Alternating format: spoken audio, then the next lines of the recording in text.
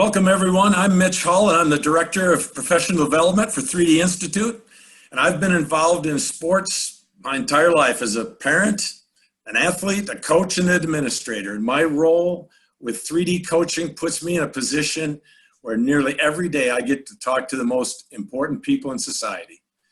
And I thank the Texas High School Coaches Association for giving us the platform and the privilege to present to these individuals.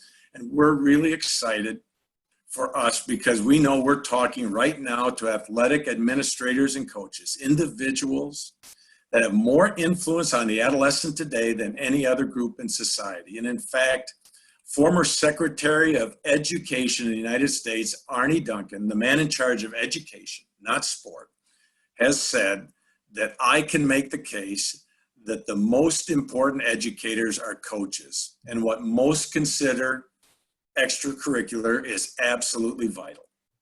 In fact, my first statement when I meet principals and superintendents is almost always this, is that your coaches are the greatest asset that you have in education today, and likely the least trained in the areas they can have the greatest impact.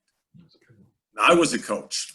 I actually still consider myself a coach, but when I started coaching, I knew the X's and O's and the strategies and tactics, but nobody taught me the best way to motivate or to build team cohesion or to increase confidence, let alone how to impact the significance and worth of an individual that will not only improve performance, but impact their life. Our role at 3D coaching is that of a guide. We want to be a guide to ADs and coaches. For ADs, we want to help you build a culture in sport that students want to be a part of that impacts lives. And we do that through educational resources for coaches to help them maximize their impact on and off the field of play. We're not interested in telling coaches how to coach. We never tell a coach how you're supposed to do it. What we want to do is help coaches do what they do better. And to give you an overview of the 3D coaching framework and what 3D coaching is about is Dr. Jeff Duke. Dr. Duke is the author of the book 3D Coach. He's also the individual that created the 3D coaching framework. Now, Dr. Duke's a professor at the University of Central Florida. He teaches this class at the largest university in the United States, is one of the best reviewed classes every year by students. And in his spare time, he's also on the football staff at Edgewater High School. The head coach there happens to be his son, Cameron Duke. Now, Coach Duke took over the head coaching position at Edgewater in 2016. In 3 years, Edgewater went from 0-10 to the 7A state championship game, the largest division in Florida. And even though they lost that game on the final drive to a team that's one of the top 10 ranked teams in the nation, Cameron was still honored and recognized as the state coach of the year in Florida for football. Now, as stated, Coach Duke is going to give you an overview of the 3D coaching framework. And Coach Duke at Edgewater, he's going to give you the story and the intentional effort that was put into building team cohesion. And with that, Dr. Duke, the floor is yours. Well, I appreciate it, Mitch. Thank you. And it's an honor to be with Texas Coaches. I had an opportunity to speak out at the convention, gosh, a bunch of years ago. And I was sharing with, it's my favorite convention by far, just because of the passion and the commitment that coaches have in Texas. You know, if you live anywhere in the United States, you revere the state of Texas when it comes to high school sports. It's just the best. And so what an honor to be here. I'm not going to share a whole lot with you about the academia. You didn't come to hear academics. You just need to know a very simple story. I coach and I love coaching. Coaching is what I wanted to do since I was very young. Interesting things happen in life. You begin to coach and then people begin to tell you you're good at something else and probably could be better. How many coaches do you know that have left the profession because somebody says you can sell insurance and make twice the money that you made? And coaches will leave. And nothing wrong with selling insurance. I buy a lot of it. And then years later, what do they talk about? Their coaching and what they missed. Well, I became kind of one of those guys. I didn't sell insurance, but I got involved in sport tourism.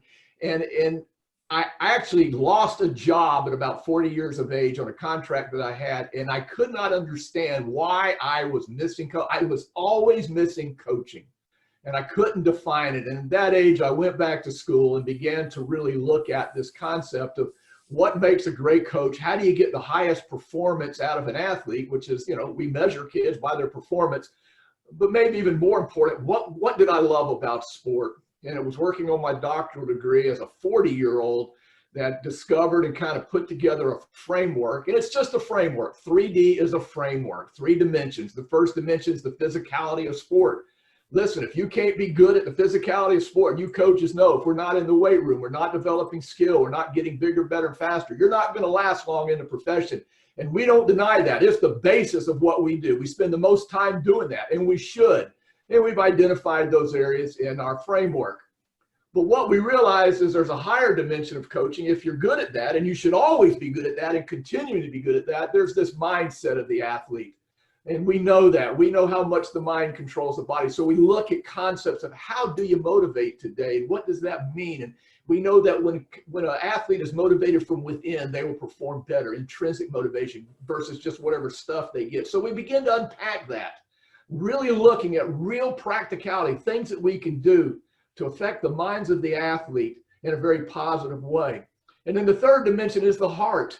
It's the heart of the coach. It's this idea that there's something deeper. There's this central part of who we are, this spirit of who we are. And when we tap into that, when all 3 are coached well, the physicality, the mindset, and the heart of an athlete, we know what kind of performance we're going to get, but more importantly, we impact athletes for the rest of their lives. And you heard it very carefully. You're spot on, Mitch. One coach will impact more people in 1 year than the average person does in a lifetime. You're going to be remembered as a coach.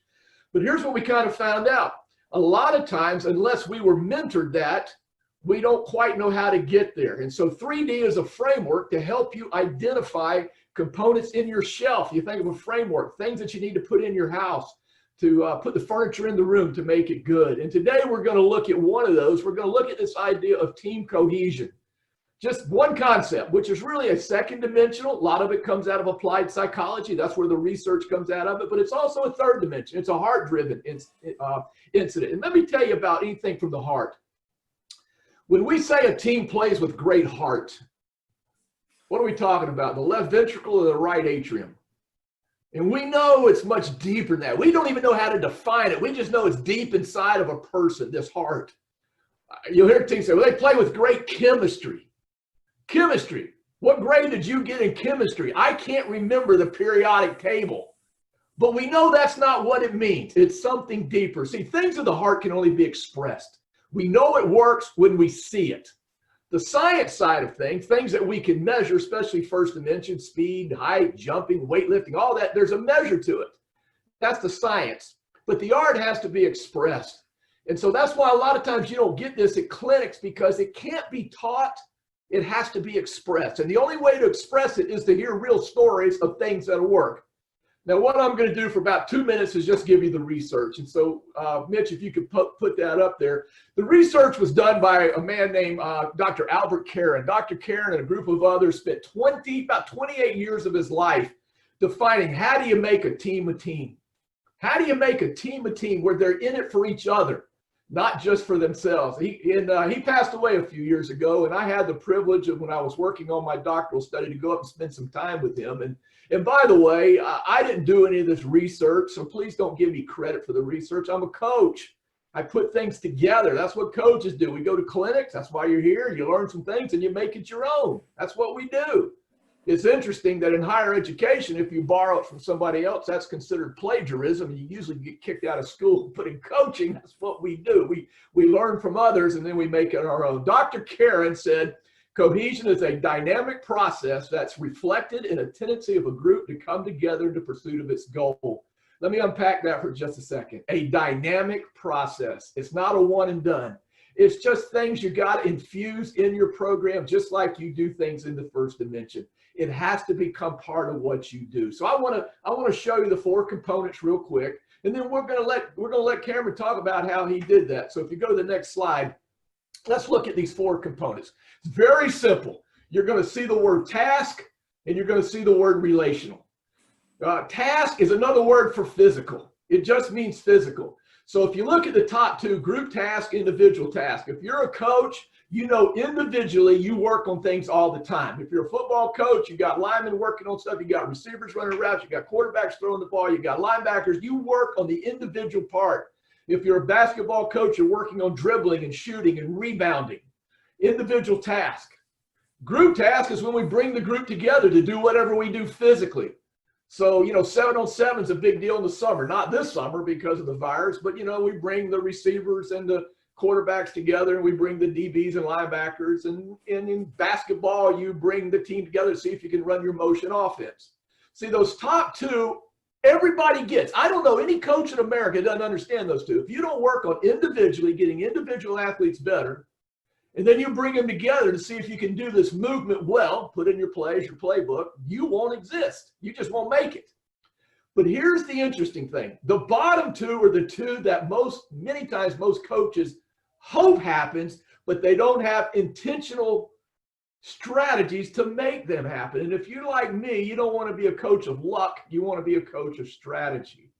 And what it says is that there's an individual relational and a group relational. Individual relational is very simple, that somehow you have a strategy where the athletes truly understand and value others on their team, not because of their physical ability or their athletic ability, but just who they are, how they're made, what they bring to the team inside of them that makes that better. Cameron will unpack a strategy that just works so well. But you have to do this on an ongoing basis where people actually get to know people. Because in our culture today, we measure everybody by the extrinsics. How fast are you? How many touchdowns did you have? How many points did you have in a game? This is not about that. This is about having a strategy where you get to know one another, the individual relational. And group relational says this. It says that sometime during the year or in the process of the year, you take the team, and you do something where they learn what it means to make someone else get better. As a team, they go and do something that serves others, maybe in need or need some help, and you do it as a team. Dr. Karen says if you do these four things, and this is empirical research, it's been validated over and over again. If you do these four things, you will create a team. But we know in 3D that the two that get left alone are the individual relational and group relational. All coaches want it to happen. We want to be able to value each other in the team and what we bring to the team. And we want the group to get along and to be able to serve one another. But many times we don't know how to do it. We just hope it happens. So let me explain to you. And you can keep that screen up, Mitch, if you want to or not. But here's what I'd like for you to consider today. Do you have a strategy that deals with all four? I know you do with group task, individual task. That's first dimension stuff. If you don't do it, you're not going to. You're just not going to make it. But do you have a strategy to deal with these other two? And let me tell you, I'm very excited today that we are that this clinic or this workshop is being sponsored by one of our prime partners. 3D Institute is set up to bring real professional development, real things to coaches that we know they really need. I'm a coach. I've been coaching for 40 years. These are areas that I knew I liked, but I couldn't identify them. And that's all we did. We put an identification or a strategy within a framework. And that's what's beautiful about this. But we also know that we have to have partners. And as you know, this is the Texas Coaches Association, THSCA, such a strong ministry. Fellowship of Christian Athletes in Texas just loves coaches well. And they're the sponsor of this particular clinic. And I just want to say thank you to them. It's interesting that when we did the research about this, and I was just sharing this a little earlier, that the research just unveils truth that's already there.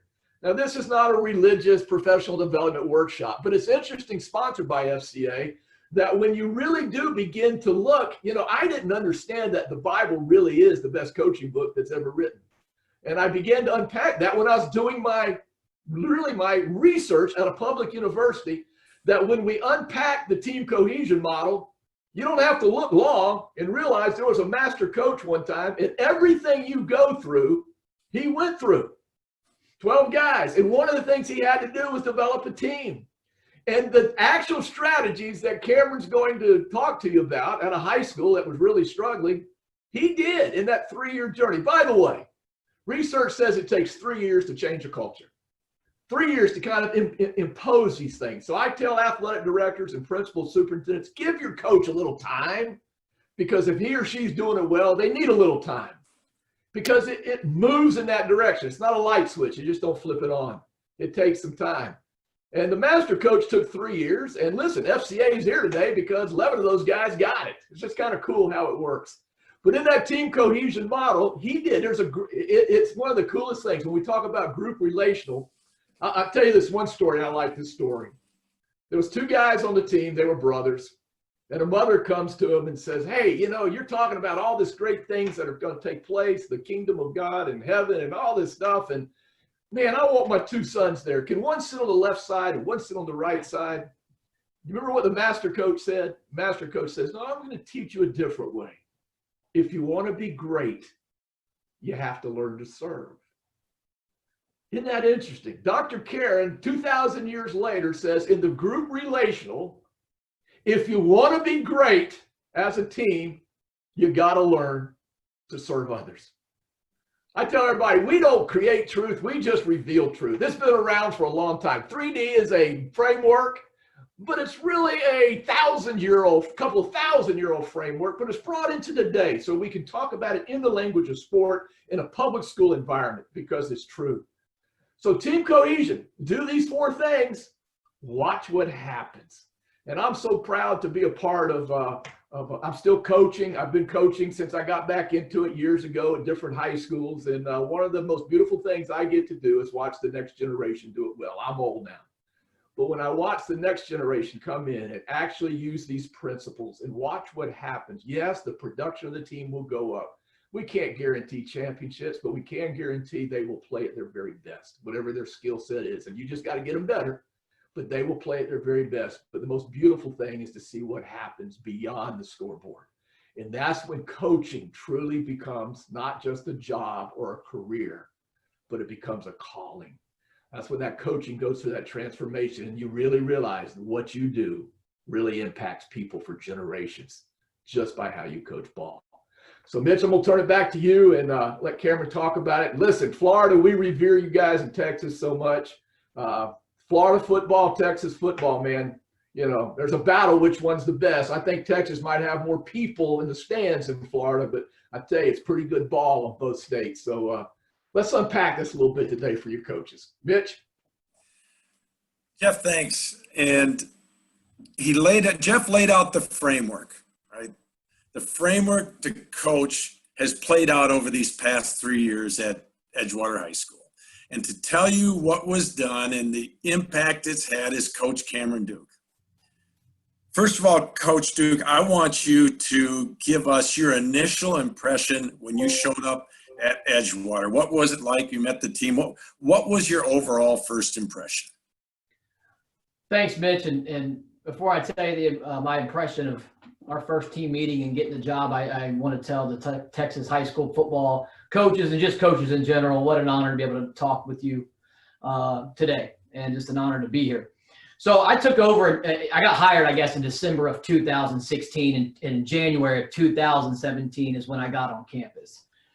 2016, 3 years prior, I was a head coach at a private school, actually not too far from where Edgewater was, and then it was definitely a divine act for me to end up at Edgewater at the start of 2017. Edgewater is one of the oldest high schools in the Orlando area. It opened in 1952. A lot of rich tradition, diverse school, athletes from all walks of life, families from all walks of life, all different backgrounds. And I knew about it as a player in high school, about Edgewater High School, and just being in the state, I knew about it. But in 2016, before I got there, you know, I had, of course, done my research, and they had been 0-10. They hadn't won a game. It had been a really tough year. There was some stuff going on that made the news that wasn't good, and I knew they were going to be looking for a coach. And by the grace of God, I felt the call to make the move and took over January of 2017, coming from a year that they hadn't won a game. I remember going to the coach's office and doing an inventory of equipment, which I'm sure every coach has done that before. And I am not kidding. I couldn't find a football. Could not find a football anywhere on campus, equipment all over the place. Nothing had been accounted for. Anytime a team goes 0-10, there's a lot of reasons why. But I remember going, my goodness, there is not a football here. I remember my first team meeting where we got the guys together, introducing myself, introducing some of the staff that I was able to bring over with me. I'll talk about kind of our staff development here in a minute. And I'll never forget a young man raised his hand and had a question for me, and I was excited to answer. And he said, "Coach, I got a really important question." He said, "What kind of jerseys are we going to have?" And I said, "Oh my goodness, we're at the bottom of the barrel when it comes to what's really important. No equipment, but yet my players are worried about jerseys." And it wasn't their fault, wasn't the kids' fault. But I remember going, okay, we have a mountain to climb, but I knew it was where I was supposed to be as a coach. And so that first week, a couple weeks, it was very revealing of the mountain we had to climb as far as developing a culture. And we were at the bottom of the barrel as far as everything you can imagine. Okay, then what was the most important thing you did to get started with it relating to team cohesion?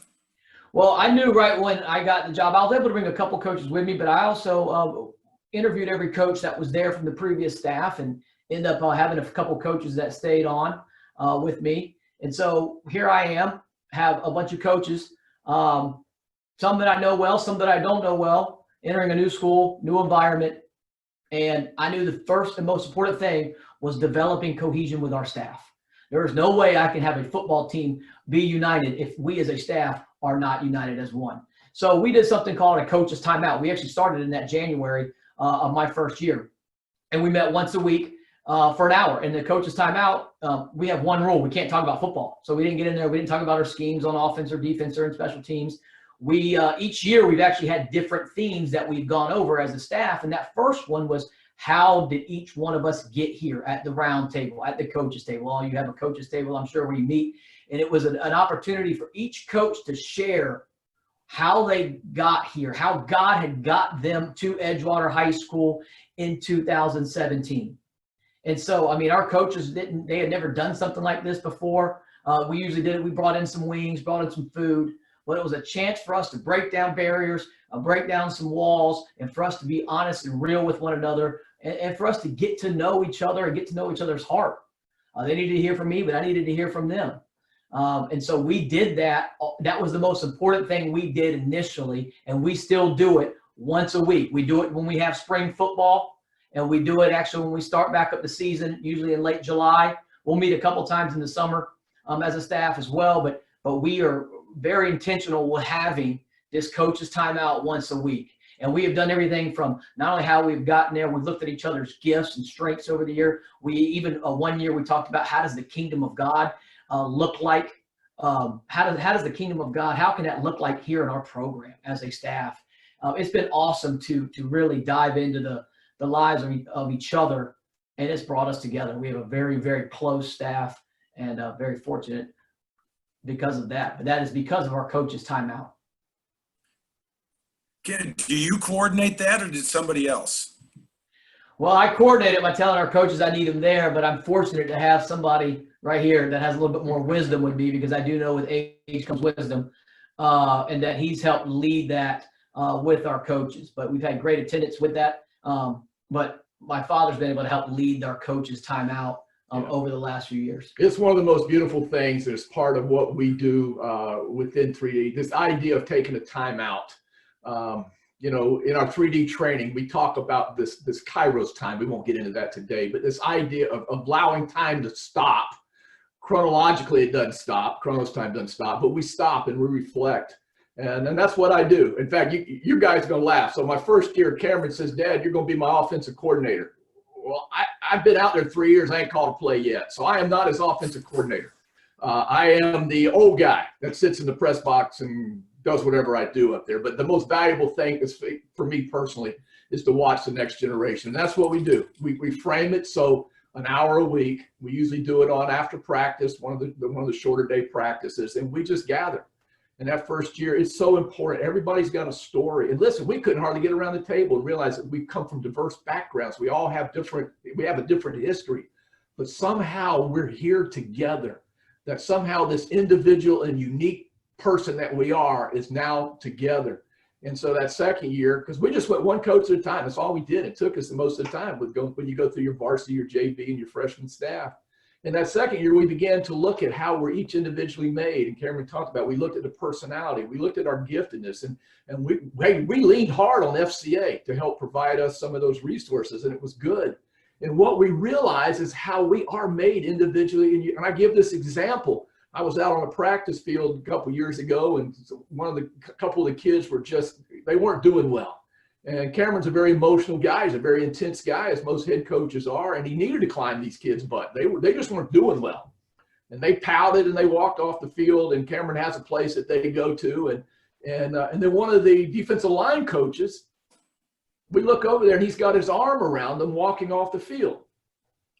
Well, what we realize in our coach's timeout, that we have different gifts.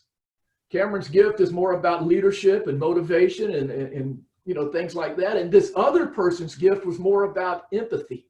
He had come from a very tough background. He understands some things. He's been through a lot of hurts, and he has a very empathetic feel for these kids. Had we not done that as a coach's timeout, in most coaching circles, that would piss coaches off.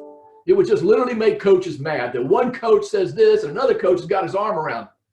But what we realize is that's the beauty of a staff that understands who we are. And so the one coach was able to kind of walk with the athlete. The other coach was able to get on him. And what happened was there was great healing with this athlete. And at the same time, both coaches were able to coach. That's real heart stuff that can only be discussed if you take some time. In FCA, they call it a coach's huddle. We just use the word coach's timeout, because a timeout is exactly that. Let's stop for a few minutes, recap, let's look at where we are, and then come out better than we are. And so that's pivotal. And that's what I do. That's probably the most valuable thing that I do on the staff, is just help coordinate that. So I guess my title is Coach's Timeout Coordinator.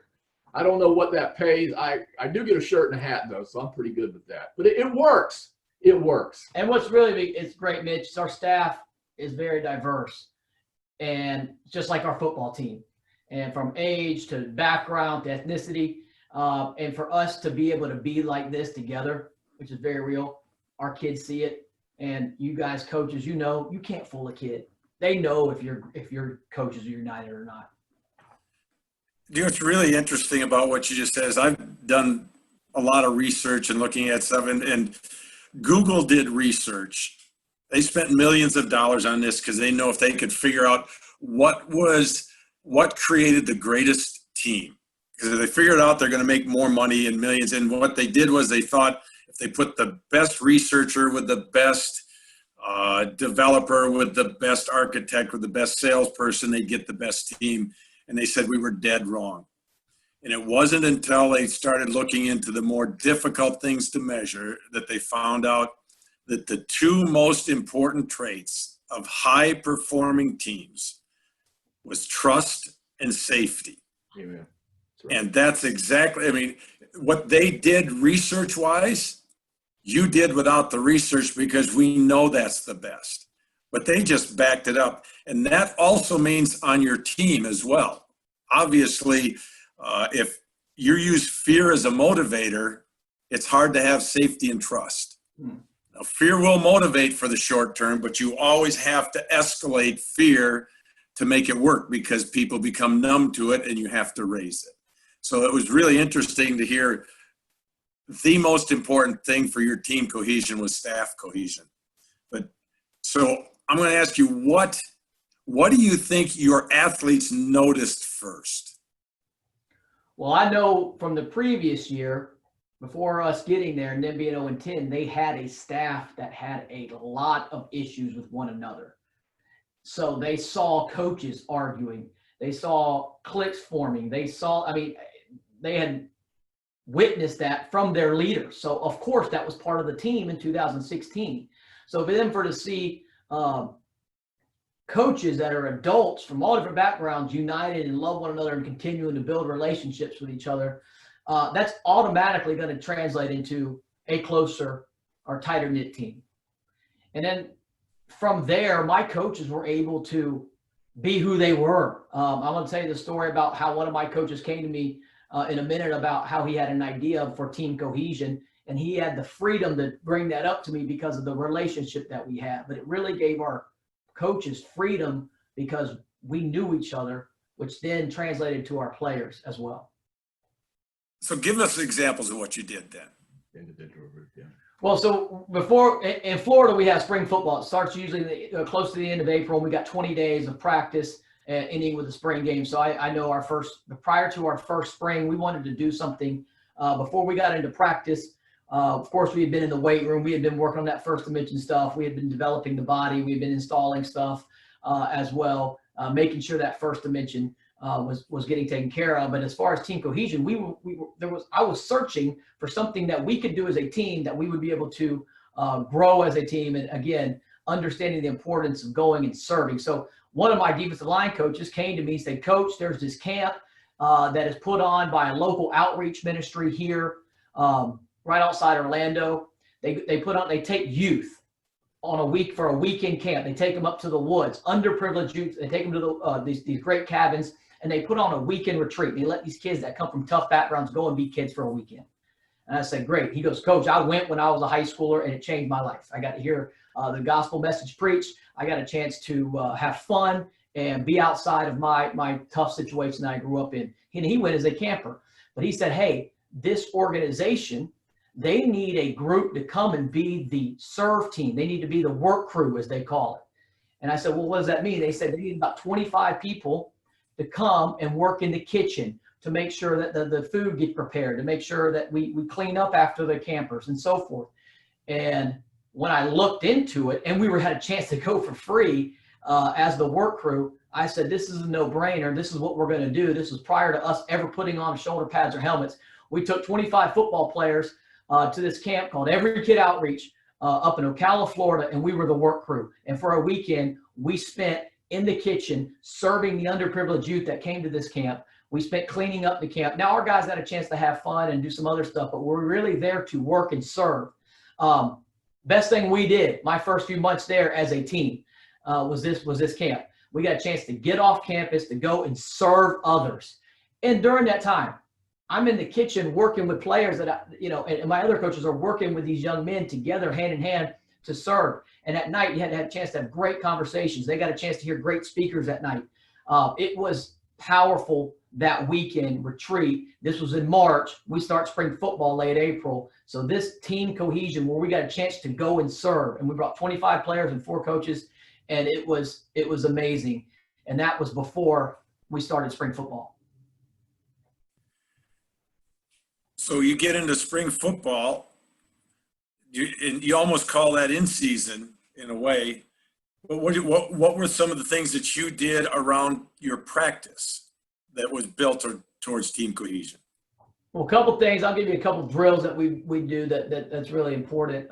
One thing we always do, we always have a team meeting before, 5 to 10 minutes. We always enter and exit the field together as a team. I find that really important. We will enter the practice field together and always exit after a post meeting. But one thing we do is something called the Eagle drill. 3D also uses the word spotlight drill. At the beginning of every practice, as we're going through a quick 5 to 10 minute team meeting where we got everyone together, there will be a player that is recognized by one of his peers. The first day of practice, a coach can start it up by calling up a player. And what we do is we just say, "Hey, Johnny's going to be recognized today. We'll talk about him at the end of practice." But Johnny knows that he is going to be part of the Eagle drill at the end of practice. So after practice is done, and we run a pretty I think efficient practice, very high tempo. I love the way we practice. A lot of encouragement. I tell our coaches all the time, as far as team cohesion, I'm gonna get after it, coach. But as much as I yell when things aren't going well, I better be that much more excited when things are done well. So one thing that we always want to do when it comes to team cohesion is that we're trying to motivate out of love and out of fear. We talk about that as a staff. But at the end of practice, we come together and we'll have everyone circle up, and that person that had been recognized, Johnny, will come up to the front, and we call it the Eagle drill. And the rule is players raise their hand and they tell Johnny or whoever it is something about him that they appreciate that has to do with his character and nothing to do with his ability as a player. And so it can't be, you know, how fast he is or how many touchdowns he scored or how many tackles he had. It's got to be about who he is as a man, his character that they appreciate and admire. And so players, they raise their hand and they'll talk about how they've helped them in class or how they've given them a ride home, or, you know, it's unbelievable. And a lot of times us coaches, we don't even know what this young man has done to help serve his team. And it is awesome. Our kids love it. Hands go up like crazy. And there's nothing like seeing a guy that doesn't play a whole lot on Friday nights get called up and be recognized and poured into by his teammates, that they value him as a member of this team. They value him as a man because of the character of his heart and not him as a player. We do that every day, and it is probably the best thing we do. Not probably, it's the best thing we do day in and day out at practice. And Mitch, I want to, you know, as part of the 3D team, you know, I get a chance to go around and watch this take place as coaches impact this. You know, it's weird when it's not done before, because again, here's something that has to be expressed. You just can't say do it. You can't just say lift this weight or run this drill or run this gasser. It has to be doing it. And when you first start, it's a little awkward. People aren't used to that. It seems we live in a culture now that would rather talk about what's wrong with people. It seems that's more common now. And now all of a sudden you're taking a segment. This segment doesn't take, it's less than a period. It probably takes 10 minutes, less than one period that you do a football. And you got everybody, and it's contagious. They begin to look at what this person, who this person is, and they nail it. Every kid has a personality and something inside them that's good, and they just nail it. They bring it out. And here's the thing I love about it most. Think about the parents that are there at practice. What parents are there? Those are the parents that come to practice every day. You know, you got those group of parents. They're very in tune with their kid. And they want to be there all the time. And we encourage them. And Cameron does that. We bring the parents up. They can't say anything, but they come up and they can stand in the back and listen. And who are they listening? They're listening to a bunch of adolescents talk to another adolescent about their uniqueness, about how they're made and what they bring to the team. And you ought to hear the conversation with parents. When they leave, there's almost no discourse. In fact, I don't even know of any discourse. The parents they don't even want to go home. And what was like, you know, most time the parents that hang around they're usually there to complain about something. The kid didn't get enough playing time. But what this is good. They're hearing their kids say something about someone else. And what parent doesn't want to hear 40 or 50 other kids say something about their own kid when they're in that spotlight drill? And again, as a coach, you haven't said anything to the parents, but you've impacted 2 generations by just allowing that which is good to be expressed. And that's the art of coaching. It's powerful, and it's less than 10 minutes a day. And it's always great to see that player that was recognized. The next day when we have practice at the team meeting, he's now recognizing one of his peers to start practice. So it's all student-led or player-led. Jeff, would you consider that group relational? That would be individual relational. So when we talk about an individual relational strategy, this idea that there's an individual and everybody focuses on that particular individual. So that is a directed individual strategy. Yeah, I wanted to be clear because there's one in my position here. I got the blessing of talking to coaches and ADs all the time, and one of the most responded to things is that spotlight drill. Yeah. The next one is the other one that you do for your individual relational, and that's the home visit. Yeah, it was really important when we, you know, that each coach went to the homes of their players and they sat down with their mom and their dad or whoever they live with and got to know them. And basically you're taught, you know, when you get a chance to meet who they live with and you tell them, you know, how appreciative you are with the opportunity that you have to coach their child. And build that relationship there. But go to the home, take them to the home. We did that all first year, and we still do it each and every year as a program. That's extremely important as well. Mitch, there's 1,000 stories. I was helping out with the receivers a few years ago, and started taking each of the kids home as make sure they got permission. Moms and dads knew they were getting a ride. Want to make sure we honor all the protocols to be able to do that. And I took this one young man home, and he had been struggling in practice, and I was really getting on him. I was just getting on him because he's got talent, but he was kind of all over the place psychologically, mentally. In 3 different days, I took him home. In 3 different days, I took him to a different place. I said, I'm going to take you home. And so I take him 3 different, he was staying at 3 different places. And it's, you talking about affecting my heart? I was amazed the kid even got to practice. And it just changed my heart, and it changed my relationship with him. And then the motivation just started happening intrinsically. The kids started playing at a better level, not because I said anything. It was just there was a beginning of a trust that he was struggling with a home life, but he had some structure at practice. And he had this old guy that was just taking him home, make sure he had a ride home these different places. The power is not in the words. The power is in the presence. That's the power of the coach, that influence that he or she has today. And speaking of that, Mitch, I wanted to make sure I told you about when we do our coaches timeout. I have an unbelievable character coach that comes and he does an optional. It's because we are a public school. He does an optional Bible study with our players during the same time that we're doing our coaches timeout. And you want to talk about the ministry of presence. I have a phenomenal character coach in our program where he goes and he's working through the similar stuff that we're working together as a staff. He's doing it with the players at the same time. And we do that, and that's so beneficial as a program. Yeah. There's one group we haven't touched base on within all of this. And Syracuse University did a survey of high school coaches and found that nearly 60% of high school coaches have considered quitting because of parents. Where do parents fit into this team cohesion? They're a critical part. You're going to have team cohesion. You need to have cohesion with who they live with and what they're going to be hearing when they go home as well. Well, we know we can't control the parents, but one thing we can do, we can be very transparent with our parents. One thing, we have open practice. They're not on the field, getting in the way of drills or anything, but they're able to come and watch practice, and we bring them up at the end. After games, we invite all parents and all people to come. When we share with our team, win or lose, they need to be able to hear from each one of the coaches as we pour into those young men at the end of each game. When we have our big red and white, our inter-squad scrimmage that we do in the spring and then also in the fall camp, we invite all the parents down on our last parents and fans and community members, where we do the outline of the field as we do a 10 and in short yardage goal line situation, and then we do a big barbecue after with all the parents and families. My door's open. I had a meeting last week. We started team workouts back July 6th. I had a parent came in, but he knew he could come in. Now I'm always going to be honest with them. I'm always going to be upfront with them, but they know they can come and see me. I can't tell you the stories that I've had where I've had moms in my offices crying, but we end up praying together, and dads that are upset, but because they know who we are and what we're doing and how we're doing it, they are always welcome, and they know that I'm going to be very truthful with them. But we make sure that we invite and we put our arms around the parents of our players as well. I laughed last year. I was talking to some coaches on the other sideline. They were from where I used to live, and got talking to them, and they said, "How many coaches you have at Edgewater? Looks like you got 20 coaches over there."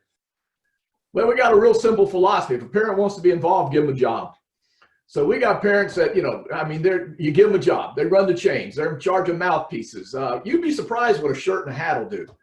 If they're going to be there, involve them, which is good. And I know our time's going to run out a little bit, but I really want to talk about a postseason strategy with parents and kids about a banquet.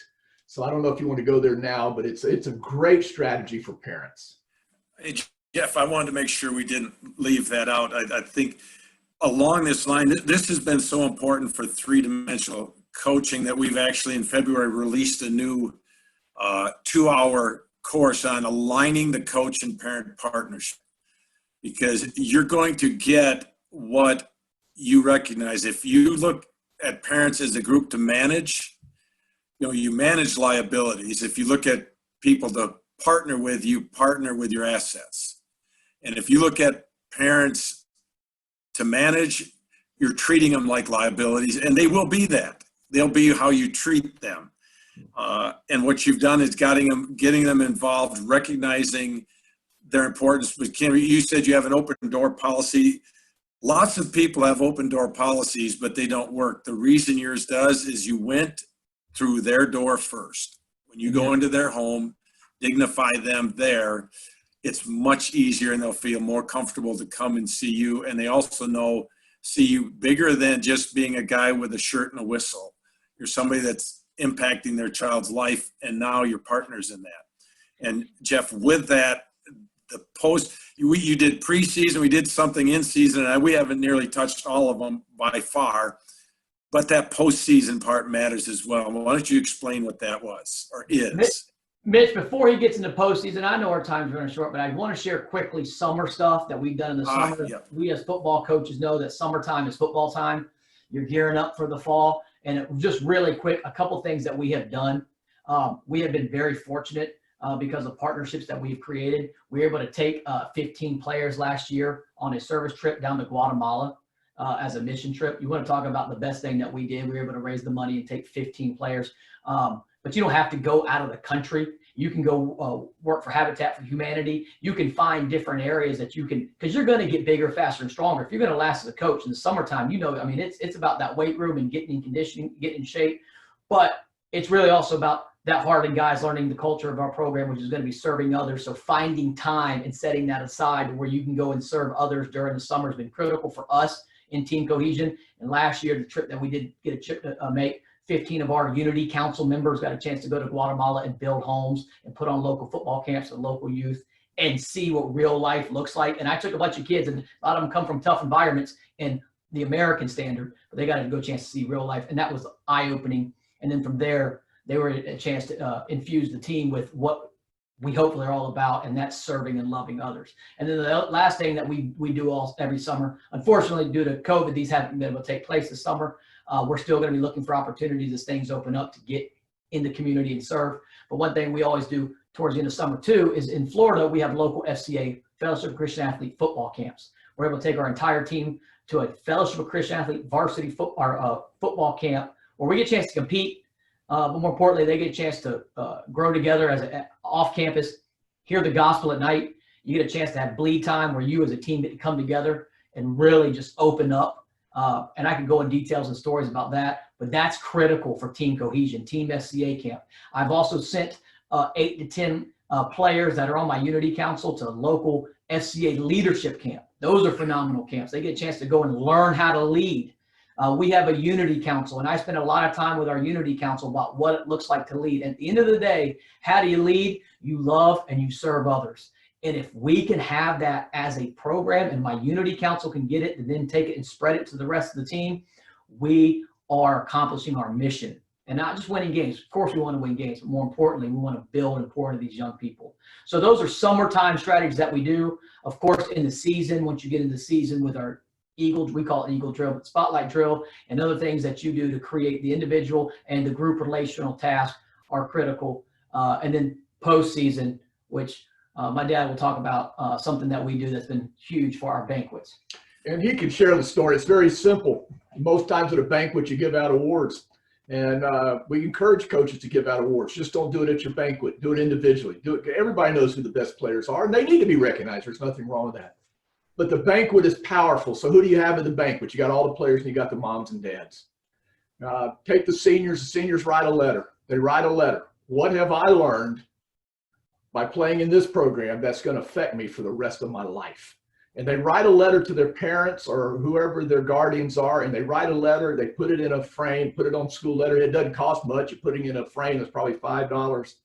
And your banquet is always just food, a highlight film. By the way, highlight films, you don't have to win a game to have a great highlight film.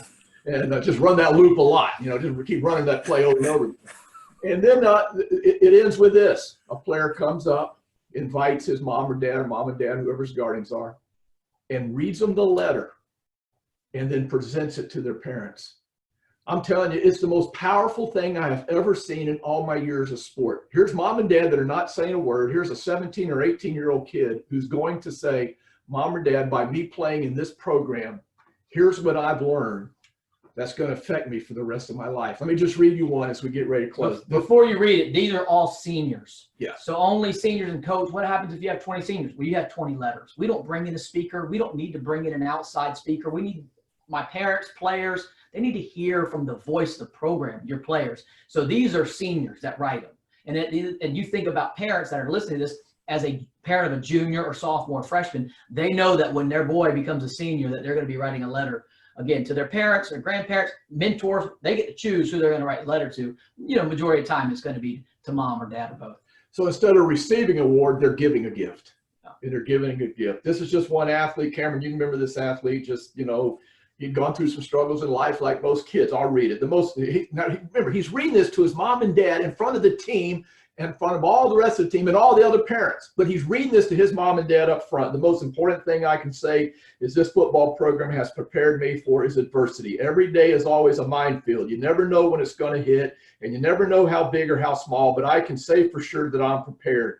I'm thankful that my family allowed me to play this great sport, and I'm thankful to have been part of the Edgewater Eagles. I know life is going to be full of adversity, and I will never let it get the best of me. I understand that you have to fight in life, but you have to learn to fight for the people you love, and most importantly, you must fight for things that are most important to you. This program has also helped me learn that being a man is not about being tough or mean. It's about loving one another and living your life for the glory of God. I've learned that love is unconditional, no matter if you're happy or angry, no matter if you're down by 10 in the first half. Being a part of this team really gives me the knowledge I need to be successful in life, such as time management, the importance of little things, acting on opportunities, and how not to put yourself in the wrong place at the wrong time.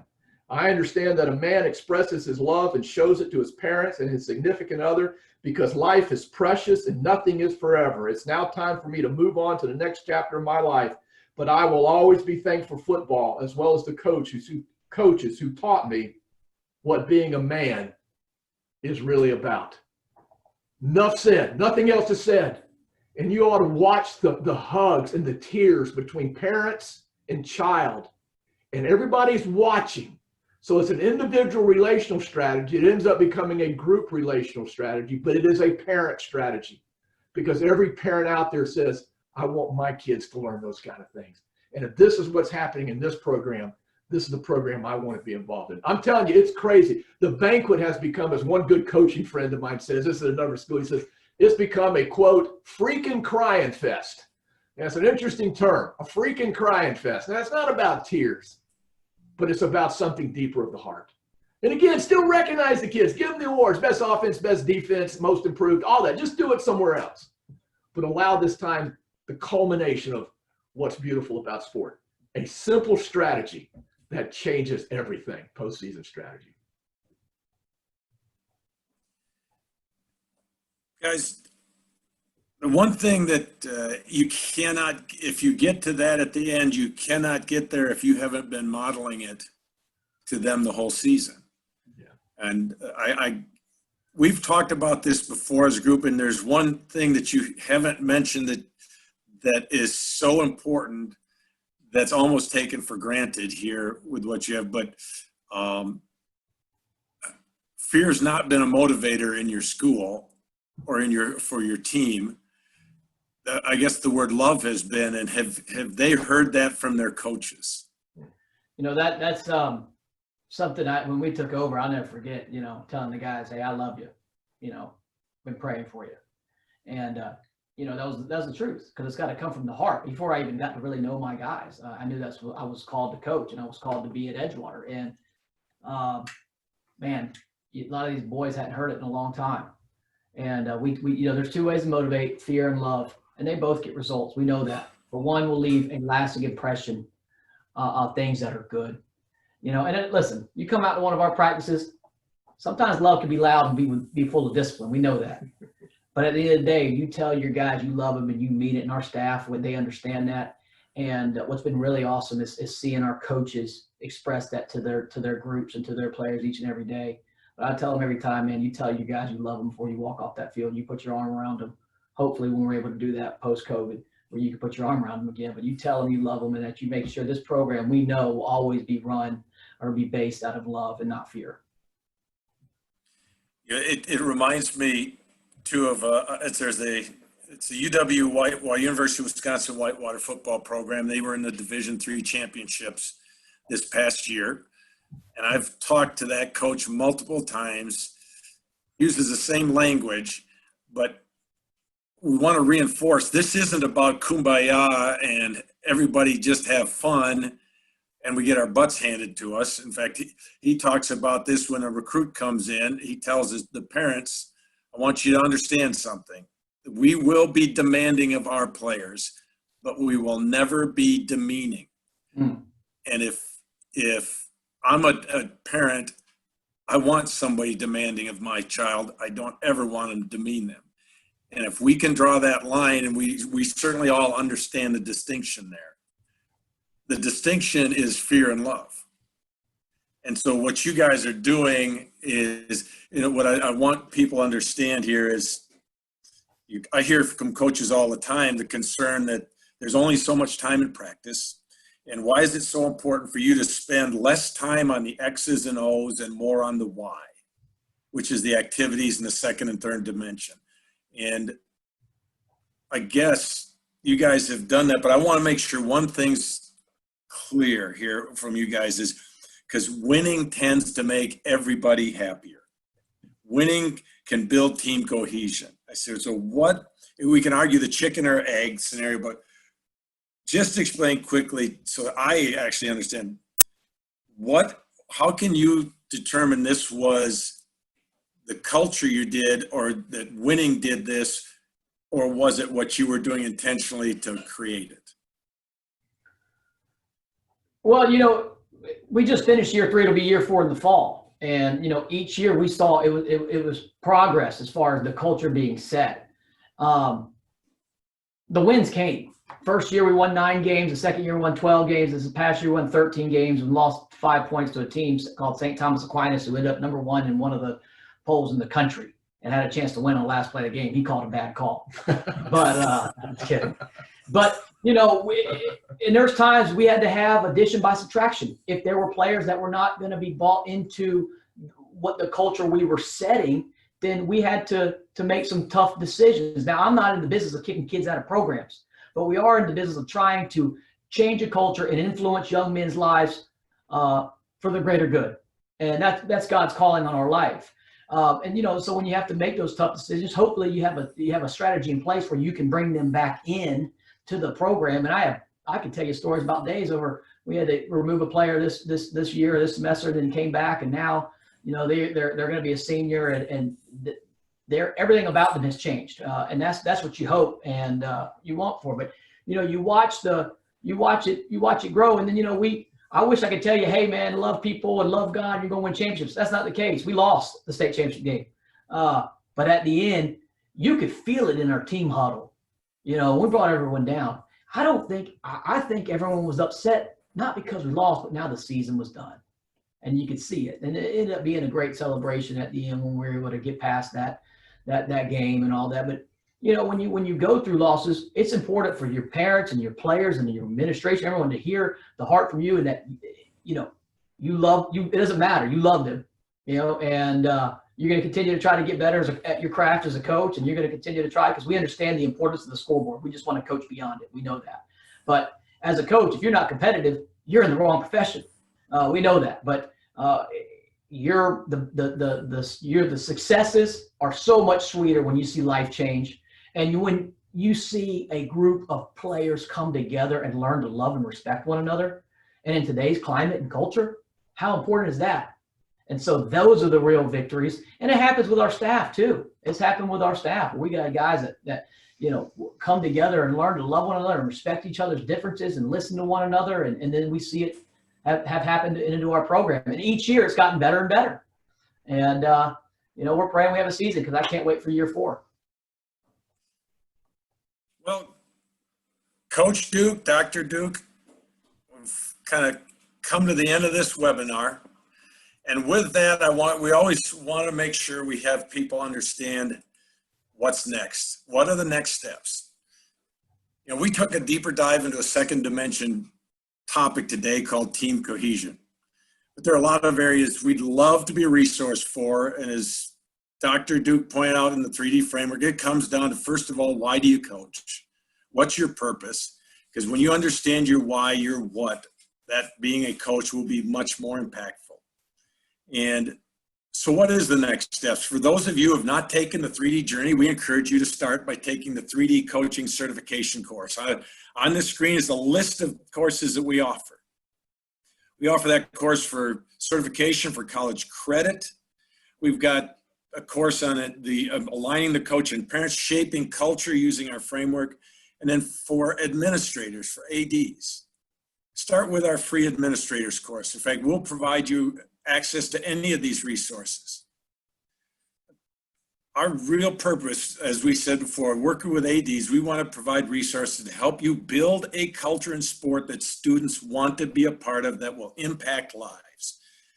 Intentional culture like that doesn't just happen, it takes a plan. And we bring resources to you to lead a sustainable operating system around the 3D coaching framework. And for UADs or programs that have already had your coaches on this journey, we're soon going to we'll be communicating with you regarding the 3D coaching development tool that's going to be online and operational that you can use to not only build but sustain culture and support the growth of your coaching staff. Because coaching, we all understand, it's a journey, and journeys don't have a finish line. And with that, we've come to the end of this webinar. And if you would like to get a recording of this, one of the ways you can is to go to THSCA.org. And now it's always awkward for me to tell you you can now leave the webinar because I never had any authority to make you stay to begin with. We wish you the best as you continue to figure out what sport is going to look like this fall. And like all of you, we sure hope we have sports this fall. With that, thank you for your time, and this webinar is completed.